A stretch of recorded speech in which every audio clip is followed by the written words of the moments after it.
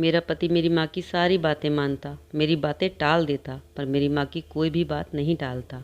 कभी कभी तो मुझे सास और दामाद का ये रिश्ता समझ ही नहीं आता था कि आखिर इन दोनों में रिश्ता क्या है। पर एक दिन मेरा ये शक यकीन में बदल गया। एक दिन मैं अपने दोस्त के घर आई थी। मेरी दोस्त का घर मेरे मायके के करीब में था। मैं अपने दोस्त के घर से सीधा अपने मायके पहुंची। घर का दरवाज़ा खुला था, इसलिए सीधा मैं कमरे में चली गई। पर कमरे में जाते ही जो मंजर मेरी आंखों से देखा, उसे देखते ही मेरे रोंगटे खड़े हो गए, क्योंकि मेरा पति और मेरी माँ एक साथ कमरे में। एक बेटी के लिए उसकी माँ सब कुछ होती है, लेकिन मैं अगर अपनी माँ की तरफ देखती तो मुझे उनसे चिढ़ होती, क्योंकि मेरी माँ दिखने में बहुत खूबसूरत थी। लेकिन मैं अपनी माँ से बिल्कुल अलग थी, क्योंकि मेरी माँ अगर खिलता गुलाब थी तो मैं उनके आगे मुरझाई हुई कली। मैं अक्सर अपनी माँ के साथ कहीं भी जाने से कतराती, क्योंकि लोगों की नज़र मुझसे ज़्यादा मेरी माँ पर रहती थी। और जो भी मुझे देखता एक बार ज़रूर पूछता कि ये किस पर गई है। लोगों का ये सवाल मुझे बहुत शर्मिंदा करके रख देता। मेरी शक्ल सूरत अपने बाप जैसी थी। शायद यही मेरा कसूर था। मेरी माँ भी खुद अपने साथ मुझे कहीं भी ले जाया नहीं सकती थी। शायद उन्हें भी मेरी वजह से शर्मिंदगी का सामना करना पड़ता था। मैं धीरे धीरे जवान हो रही थी, पर मेरी माँ तो मुझसे भी ज़्यादा खूबसूरत और जवान होती जा रही थी। अक्सर वो हमेशा सजी धजी रहती, घर में ऐसी रहती जैसे किसी फंक्शन में जा रही हो। उन्हें देखकर ऐसा लगता ही नहीं था कि वह एक विधवा औरत हैं। मुझे अपनी माँ के रंग ढंग कुछ अजीब से लगते थे। मेरे प्रति लोगों के रवैये ने मुझे उम्र से पहले ही बूढ़ा कर दिया था। मैं जहाँ भी जाती अपनी माँ की तारीफ़ें सुनती, और जब मेरी बात आती तो लोग यही कहते कि ये किस पर गई है। यह सब देखकर ज़िंदगी बहुत कठिन नज़र आने लगी। मुझे अपनी ही माँ से नफ़रत होने लगी थी। पर कुछ दिन बाद मेरी ज़िंदगी में एक ऐसा शख्स आया जिसने मेरी बेरंग ज़िंदगी में हज़ारों रंग भर दिए। कुणाल से मेरी पहली मुलाकात कॉलेज के बाहर हुई, और देखते ही देखते हम दोनों के बीच बातचीत हुई, और धीरे धीरे यह सिलसिला मोबाइल नंबर तक आ गया। हम दोनों ने एक दूसरे को अपना मोबाइल नंबर भी दिया। उसके बाद होना ही क्या था, हम दोनों एक दूसरे से बेहद प्यार करने लगे। कुणाल मेरी माँ से मिलना चाहता था और हमारे इस रिश्ते को एक नाम देना चाहता था, पर कुणाल को अपनी माँ से मिलवाने के नाम से ही मुझे डर लगता था कि कहीं वो भी लोगों की तरह यह न पूछ बैठे कि तुम्हारी माँ इतनी खूबसूरत है तो तुम किस पर गई हो। मुझे तो अपनी माँ की खूबसूरती से भी डर लगता था, लेकिन मैं भी इस रिश्ते को एक नाम देना चाहती थी, क्योंकि मैं कुणाल से प्यार करती थी। इसलिए मजबूरी में आकर कुणाल को अपनी माँ से मिलने के लिए अपने घर बुला लिया। ना चाहते हुए भी मुझे ऐसा करना पड़ा। कुणाल की माँ इस दुनिया में अब नहीं थी। वह अपने बूढ़े बाप के साथ रहता था।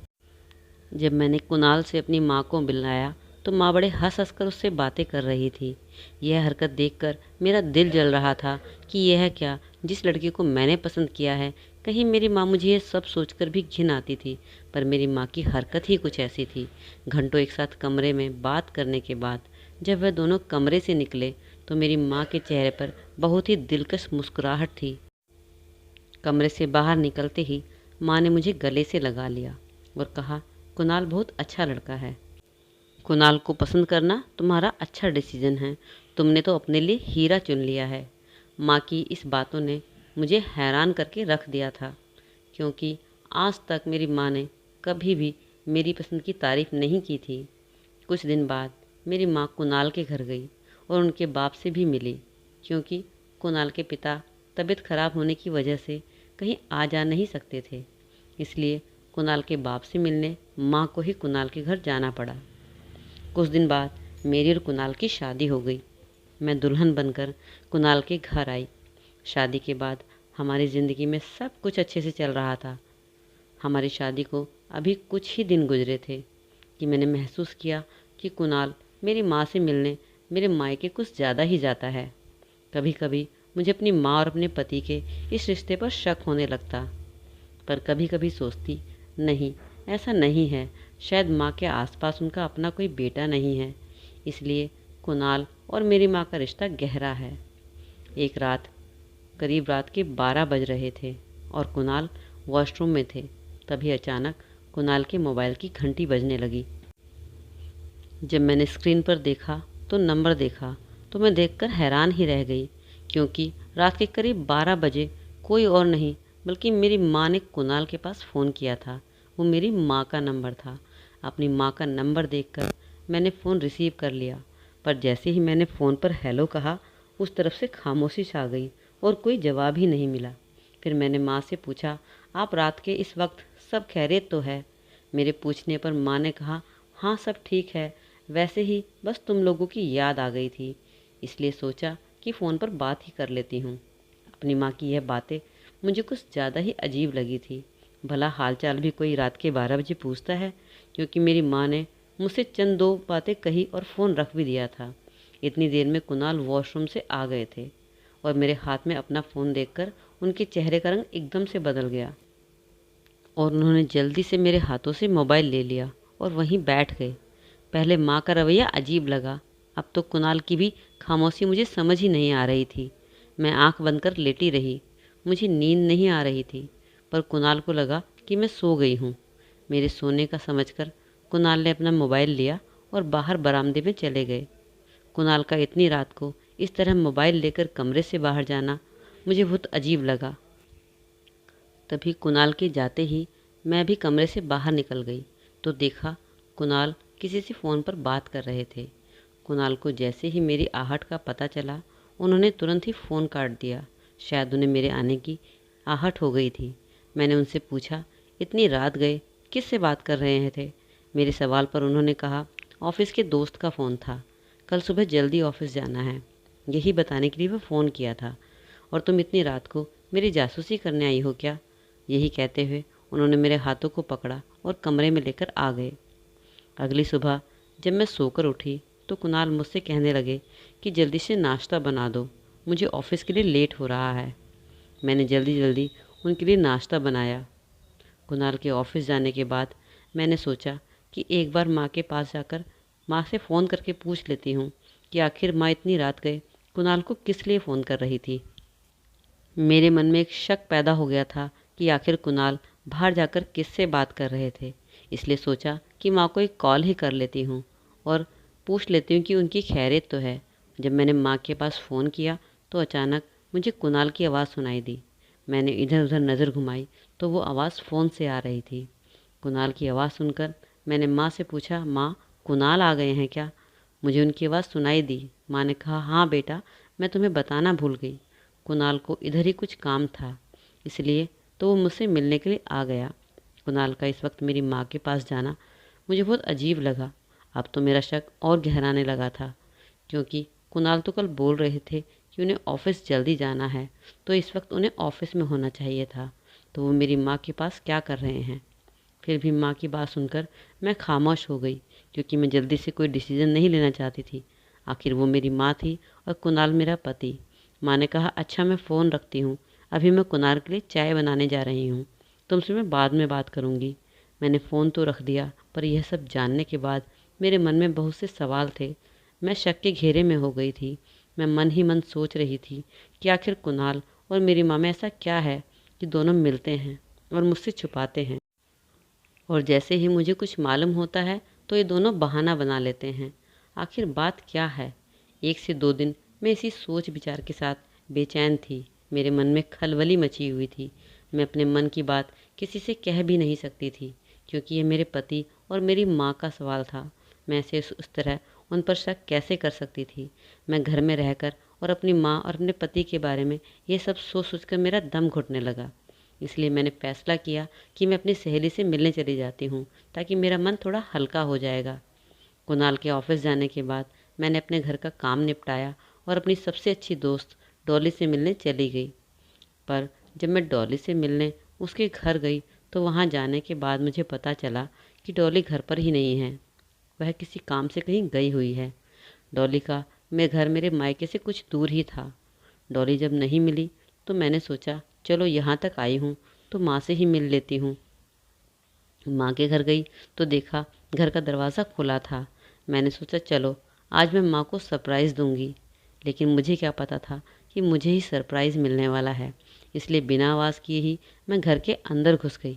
घर के अंदर गई तो माँ मुझे कहीं नज़र ही नहीं आई, पर उनके कमरे का दरवाज़ा खुला था। मैं दबे पाँव उनके कमरे तक गई। मैं उनको सरप्राइज़ देना चाहती थी, लेकिन कमरे के अंदर के मंजर ने तो मेरे होश ही उड़ा दिए। मैं सोच भी नहीं सकती थी कि इस वक्त मेरा पति ऑफिस जाने के बजाय मेरी माँ के पास आया है। अब तो मेरे तन बदन में जैसे आग लग गई थी। और ऐसी भी क्या ज़रूरी बातें थी जो घर में किसी और कमरे के बजाय बेडरूम में होनी ज़रूरी थी। मेरी माँ अपने बेड पर लेटी हुई थी और कुणाल उनके पास बैठा हुआ था। माँ ने कुणाल के हाथों को अपने हाथों में पकड़ा हुआ था और कह रही थी कि ध्यान रहे, यह बात कभी मालती को नहीं पता चलनी चाहिए कि तुम उसके पीठ पीछे मेरे घर क्यों आते हो। इस बात पर कुणाल कह रहे थे कि आप बिल्कुल भी फिक्र ना करें। मालती को जब आज तक कुछ नहीं पता चला तो आगे भी कैसे पता चलेगा। इस बात की आप बिल्कुल भी फिक्र ना करो। आप जब भी अकेला महसूस करो मुझे बुला लिया करे, मैं फ़ौरन आ जाऊंगा। कुणाल की यह बातें सुनकर तो मेरे कदमों तले ज़मीन ही निकल गई। मुझे तो लगा जैसे मेरी दुनिया ही बर्बाद हो चुकी है। मेरा पति मेरी माँ के अकेलेपन को दूर करने की बात कर रहा था। अचानक ही मेरी माँ की नज़र मेरे ऊपर पड़ी तो वह घबराकर उठ बैठी और कुणाल ने भी चौंक कर मेरी तरफ देखा। वह दोनों ही मुझे अचानक देखकर एकदम से घबरा गए थे। मैं मरे मरे कदमों से कमरे के अंदर गई और नफ़रत भरी निगाहों से अपनी माँ की तरफ देखा। मैं बचपन से ही अपनी माँ की खूबसूरती से नफ़रत करती थी, पर बड़ी होने के बाद मुझे लगा कि नहीं, मुझे ऐसा नहीं करना चाहिए, क्योंकि ये मेरी माँ है। पर मैं गलत थी, क्योंकि आज हकीकत मेरे सामने थी। मेरी माँ ने अपनी खूबसूरती से मेरे ही पति को अपने जाल में फंसा लिया था। इससे पहले कि वह दोनों मुझसे कुछ कहते, मैंने कुणाल के गिरेबान से पकड़ा और पूछा कि तुमने मेरे साथ इतना बड़ा धोखा क्यों किया। मैं तो तुम्हारे लिए अपनी जान भी देने को तैयार थी, पर तुमने तो आज मेरी जान ही निकाल दी। और माँ से भी पूछा कि आपको ज़रा भी शर्म नहीं आई कि अपनी ही बेटी के पति के साथ यह सब सोचकर भी मुझे आप दोनों से घिन आती है। मन कर रहा है कि मैं चुल्लू भर पानी में डूब मरूं। अब मुझे समझ में आया कि जब देखो तब कुणाल आपसे मिलने क्यों आया करता था, और आप भी जब चाहे तब बेवजह कुणाल के पास फ़ोन कर दिया करती थी, क्योंकि आप दोनों को एक दूसरे के बिना एक पल भी रहा नहीं जाता था। अभी आगे मुँह कुछ कहती, इससे पहले ही कुणाल ने मेरे मुंह पर एक ज़ोरदार थप्पड़ मार दिया और कहा कि मैं सोच भी नहीं सकता था कि तुम्हारी सोच इतनी घटिया होगी और तुम ऐसा भी सोच सकती हो, इस हद तक गिर सकती हो। अब सुनो कि आज तक हम दोनों ने तुमसे क्या छुपाया है और क्यों, और मैं तुम्हारी माँ से मिलने क्यों आता हूँ। तुम्हारी शादी होने से कुछ दिन पहले पता चला कि तुम्हारी माँ को कैंसर हो गया है, पर तुम्हारी माँ ने यह बात तुम्हें नहीं बताई, क्योंकि यह सब जानकर शायद तुम टूट जाती। तुम्हारा ख्याल था तुम्हारी माँ को, क्योंकि बचपन में ही तुम्हारे सर से बाप का साया छिन गया था। और शादी से पहले माँ की इतनी बड़ी बीमारी के बारे में जब तुम जानती तो तुम्हारे ऊपर क्या बीतती। जब तुम अपनी माँ से मिलने के लिए मुझे अपने घर बुलाया था, उसी दिन तुम्हारी माँ ने मुझे अपनी बीमारी के बारे में सारी बातें खोलकर बता दी थी और मुझसे कहा था कि यह सब मालती को कभी मत बताना, क्योंकि उसे दुख होगा, वो घबरा जाएगी। बस भगवान का शुक्र है कि तुम्हारी माँ की बीमारी फर्स्ट स्टेज पर है और इनका इलाज मुमकिन है। तब से आज तक यह राज राज ही रहेगा, और तभी से यह राज राज ही रह गया। और हम दोनों ने तुम्हें ये बातें नहीं बताई ताकि तुम्हें दुख ना हो, और यही कारण था कि मैं जब तब यहाँ पर आ जाया करता था। मैं तुम्हारी माँ से मिलने नहीं आता था। कभी मैं इन्हें डॉक्टर के पास लेकर जाता था, या कभी इनकी दवाई कम पड़ जाती तो मैं वह देने आता था। कुणाल की इस सब बातों ने मुझे शर्मिंदा कर गया था। मैंने एक नज़र जब अपनी माँ पर डाली तो वो बेबसी से बस आंसू बहा रही थी। मुझे मेरी माँ पर बड़ा तरस आ रहा था। माँ ने कहा, बेटा, उस रात 12 बजे मैंने कुणाल के मोबाइल पर इसलिए फ़ोन किया था क्योंकि उस रात मेरी तबीयत बहुत ज़्यादा ख़राब हो गई थी। पर जब फ़ोन लगाया तो फ़ोन तुमने उठाया, इसलिए मैंने बिना कुछ कहे ही फ़ोन काट दिया। और रही मेरे खूबसूरती की बात, तो अगर मैं खूबसूरत हूँ तो इसमें मेरा क्या कसूर है, मेरी क्या गलती है तुम्हारे बाप के मरने के बाद तुम्हारे सहारे तो आज तक जीती आ रही हूँ, पर जब से कुणाल जैसा दामाद मेरी ज़िंदगी में आया, मैं बहुत खुश थी, क्योंकि कुणाल ने जो किया शायद मेरा खुद का बेटा भी होता तो इतना नहीं करता। और इसमें कुणाल का कोई कसूर नहीं है। मैंने ही कुणाल को मना किया था कि वह ये सब तुम्हें ना बताए। अगर यह सब करके मैंने कोई गुनाह किया है तो मुझे माफ़ कर देना मेरी बेटी। माँ हाथ जोड़ते हुए ये सारी बातें मुझसे कह रही थी और खूब रो रही थी। अपनी माँ की बातें सुनकर मैं खुद बेबस और लाचार थी और शर्मिंदगी महसूस कर रही थी, क्योंकि मेरी माँ तो अपने आप में एक ही जंग लड़ रही थी। मेरी माँ खूबसूरत और जवान थी, तो इसमें इनका कसूर क्या था? मैंने पूरा सच जाने बगैर इन दोनों पर शक किया, और यह सब जानने के बाद मैं अपनी माँ और अपने पति दोनों की नज़रों में नज़रें मिलाने के काबिल नहीं थी। और कुणाल अगर ये सब मेरी माँ के लिए करते थे तो इसमें हम दोनों की ही खुशनसीबी थी कि मुझे कुणाल जैसा पति और माँ को कुणाल जैसा दामाद मिला था। यह सब जानने के बाद मैंने अपनी माँ को सीने से लगाया और फूट फूट कर रोने लगी। तो दोस्तों, आज की कहानी आपको कैसी लगी ज़रूर कमेंट सेक्शन में बताइएगा, और कहानी अच्छी लगी है तो लाइक कर दीजिए, और चैनल पर पहली बार आए हैं तो चैनल को सब्सक्राइब करके जाइएगा। आपको मिलते हैं फिर अगली कहानी में एक नए वीडियो के साथ। तो तब तक के लिए अपना ख्याल रखें। Bye bye.